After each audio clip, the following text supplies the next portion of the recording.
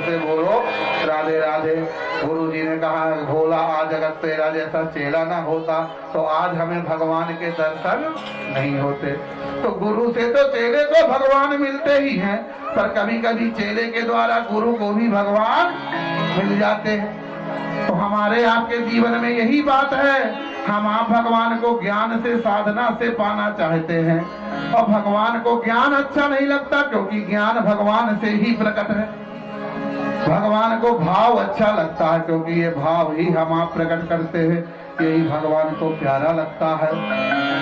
इस प्रकार भगवान ने शिशुपाल का भी कल्याण किया। भगवान केवल भाव के भूखे, क्योंकि भाव के भूखे हैं प्रभु और भाव ही बस सार है। भाव से प्रभु को भजो तो भाव से बेड़ा पार है। भाव बिन कोई कुछ भी देता वो प्रभु को भाता नहीं। और भाव वाले भक्त का भरपूर प्रभु पर भार है। और बांध लेते भक्त मुझ को प्रेम की जंजीर में, इसलिए इस धरा पर होता मेरा अवतार है। इसलिए इस धरा पर होता प्रभु का अवतार। भगवान भावना से भाव से प्रकट होते हैं, क्योंकि भावना में भावना हो भावना बेकार है। और भावना में भाव हो तो भाव से बेड़ा पार है। बस हमारा भाव ही सब कुछ है। आगे भगवान अपने वंश के बालकों को गेंद का खेल खिलाने ले गए। गेंद का खेल खेलते ही खेलते बालकों से गेंद कुएं में गिर पड़ी। वो निकालने के लिए गए तो वहां एक बहुत बड़ा गिरगिट रहता था, भयभीत हो गए। द्वारकाधीश के पास आए, पिताजी चल के हमारी गेंद निकाल दो। भगवान ने कहा ठीक है, और भगवान गेंद निकालने को गए। तब भगवान ने देखा क्या, भगवान ने देखा कि बहुत बड़ा गिरगिट पड़ा हुआ है। भगवान ने गिरगिट को जब देखा तो भगवान ने बाण का संधान किया। जब भगवान ने बाण का संधान किया तो वो बाण जाकर के गिरगिट में लगा और गिरगिट एक पुरुष के रूप में प्रकट हो गया। तब भगवान ने कहा भैया तू कौन है, यहाँ कैसे प्रकट हो गया? उसने कहा आपने मेरा नाम नहीं जाना। भगवान ने कहा तूने ऐसा क्या किया जो तेरी इतनी महिमा, तेरा नाम नहीं जाना? कहा मैंने इतनी गौओं का दान किया जैसे बालू के रेत के कणों को कोई नहीं गिन सकता, वैसे ही मेरे दिए गौदान को भी कोई नहीं गिन सकता। मैंने इतनी गौओं का रोज दान किया है कि कोई गिनती नहीं है। भगवान ने कहा बूढ़ी गौएं दान करी होंगी। अरे कहा नहीं महाराज, मैंने एक बार जो ब्याई वही गौएं अच्छी वाली दान करी। तो भगवान ने कहा कि इतना दान करने के बाद तो गिरगिट बन गया, ऐसा क्यों? तब उसने कहा महाराज गिरगिट तो मैं ऐसे बन गया कि लेने देने में पंडित जी से मेरा विवाद हो गया। पंडित जी से ने कहा ऐसा करना पड़ेगा, मैंने कहा नहीं ऐसा नहीं हो सकता। बस पंडित जी ने मुझे श्राप दे दिया कि तू गिरगिट बन जा, और मैं गिरगिट बन गया। तब भगवान ने कहा कि देखो बच्चों, स्वादत्ताम परदत्ताम वा ब्रह्म वृत्तिम हरे चया षष्टि वर्ष सहस्राणि अभिष्टायाम जायते क्रमे। भगवान ने कहा देखा, चोरी करके छीना हुआ, जबरदस्ती लिया हुआ है ना, किसी का हिस्सा या किसी का सामान, या तो धर्म का धन हो या किसी ब्राह्मण का गुरु का धन हो या बेटी का धन हो, ये सब हमें धन दान का नहीं खाना चाहिए। और जो कोई इस धन को खाता है उसे 60,000 वर्ष तक भिष्टा का कीड़ा बनना पड़ता है।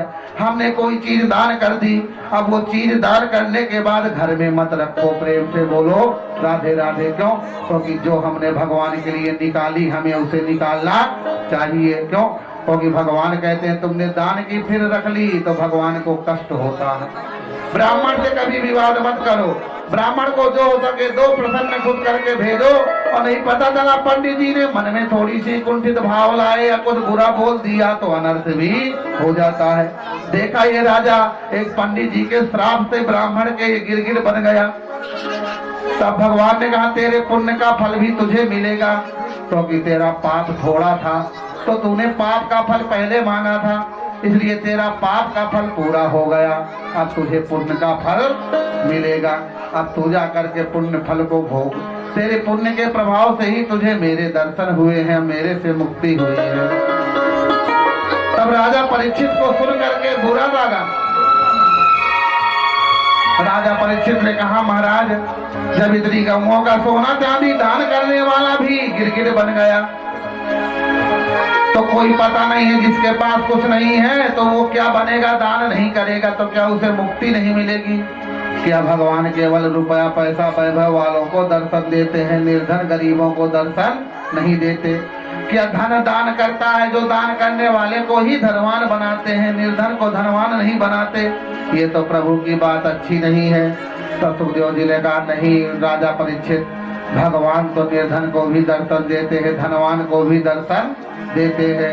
भगवान को धनवान और निर्धन से मतलब नहीं, भगवान तो भाव के भूखे हैं। और भगवान गरीब को भी अमीर निर्धन को बनाते हैं।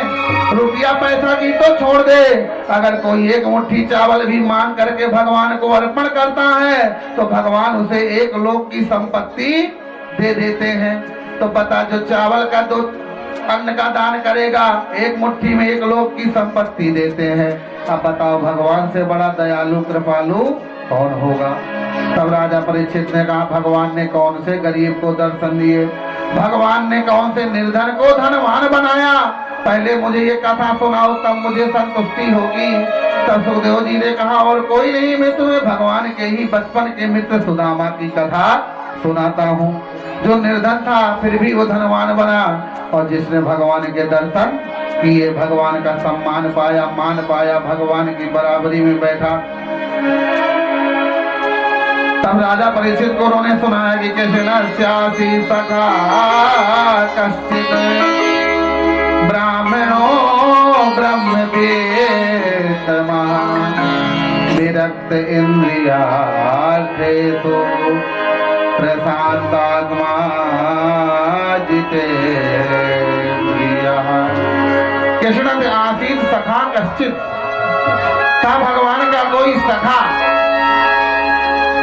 ब्राह्मणों ब्रह्मवित्तम सुदामा जिसका नाम था सुदामना सुदामा, जिन्होंने भक्ति का दामन भक्ति की डोर बांध रखी थी, ऐसे ही सुदामा जी थे। उनकी पत्नी का नाम सुशीला था और वो ब्राह्मण थे। ब्रह्मवित्तमा जो धनवान नहीं थे, ब्रह्म का दर्शन करने वाले, ब्रह्म की शिक्षा देने वाले, ब्रह्म के नाम पर ही लेने वाले थे।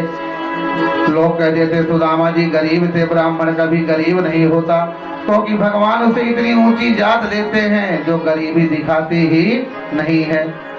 सुदामा जी गरीब नहीं थे, सुदामा जी भजनानंदी थे, सुदामा जी को वैभव से मतलब नहीं था, क्योंकि जिन्होंने भगवान के दर्शन किए उसके मन में कोई कामना कहाँ रह जाएगी। इसलिए सुदामा जी ने कभी धन जोड़ने की कोशिश नहीं करी। लोग सुदामा जी को भिखारी कहते हैं, ब्राह्मण कभी भिखारी नहीं होता। जोर से बोलो राधे राधे। क्योंकि ब्राह्मण को तो लोग बिना भीख मांगे दान करते हैं, अमावस पूर्णवासी सीधा देते हैं, रुपया पैसा दक्षिणा कपड़ा लत्ता बर्तन सब जमीन देते हैं। बोलो, तो जब ब्राह्मण को अपने आप सब कुछ मिलता है तो सुदामा जैसे ब्राह्मण को भीख मांगने की जरूरत तो पड़ती न होगी। ये तो लोगों ने कह दिया सुदामा जी भिखारी थे, ब्राह्मण कभी भिखारी नहीं होता, किसी भी ब्राह्मण को भीख मांगते ना देखा होगा। जोर से बोलो, आपके गांव में भी है, कभी देखा आपने? ब्राह्मण कभी भीख नहीं मांगते, ये तो ढोंगी बाबा भीख मांगते हैं। जोर से बोलो राधे राधे। सुदामा जी ने भीख नहीं कभी मांगी, भिक्षा नहीं कभी मांगी।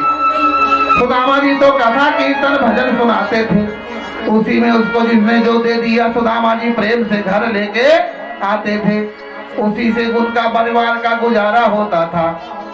कभी जाते कभी न जाते, कभी कथा होती कभी कथा न होती, कभी मिल जाती तो घर में खाना बनता, न होती तो नहीं बन पाता। सुदामा जी ऐसे थे। और विरक्त इंद्रियार थे, सुदामा जी इंद्रियों से विरक्त थे। ना तो उन्हें नए कपड़े पहनने की चाह थी, ना तो उन्हें अच्छे भोजन व्यंजन मिठाई फल खाने की चाह थी। सुदामा जी महाराज इंद्रियों से परम विरक्त थे। एक धोती थी मैली कुचैली, वो भी धुलते नहीं थे। सुदामा जी महाराज की पत्नी सुशीला के पास में एक मैली कुचैली साड़ी थी। सुदामा जी की कुटिया ऐसी थी, बड़ी रोज बनती थी, बिगड़ती थी। सुदामा जी के घर में एक ढंग का बर्तन भी नहीं था। सुदामा जी के घर में टूटी फूटी कठौती और टूटा फूटा तवा था। जब सुशीला रोटी बनाती तो आधी रोटी जल जाती, आधी रोटी बन पाती। ये ही उनके घर की दशा।